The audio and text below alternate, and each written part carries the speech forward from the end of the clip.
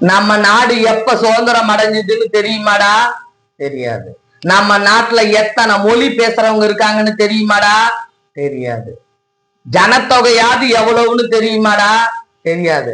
நம்ம நாட்டு வரலாறு தெரியாது, நம்ம நாட்டு பூகுலம் தெரியாது, நம்ம நாட்டு பண்பாடு தெரியாத புறம்போக்கு நீ நின்னா பொதுக்கூட்டம், நடந்தா ஊர்வலம், படுத்தா பந்தாடா. உன்னை சொல்லி குத்தம் இல்ல.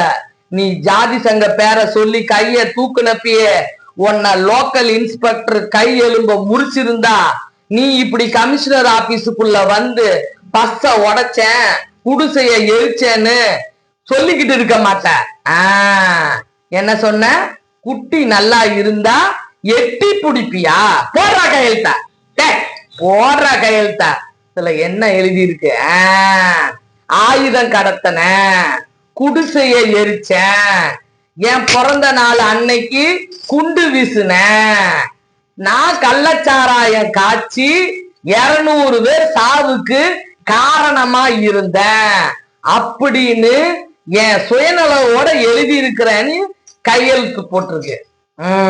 எழுதி இருக்கு, கையெழுத்து போடுறா, போடுறா. எவனாவது ஜாதி ஊர்வலம் மத ஊர்வலம்னு கமிஷனர் ஆபீஸ் பக்கம் வந்தீங்க தொலைச்சு புடுவேன், தொலைச்சு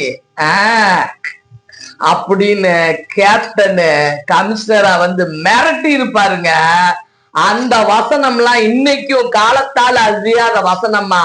கண்டிப்பா பிரபாகர் படுற கஷ்டத்தை நம்மளால பார்க்க முடியுது. ஒவ்வொரு ஊரா மைக்க புடிச்சு பேசுறப்ப இந்த மாதிரி வசனம் பேசினா எப்படி இருக்கும் அப்படின்னு நம்மளால யோசிக்க முடியுது.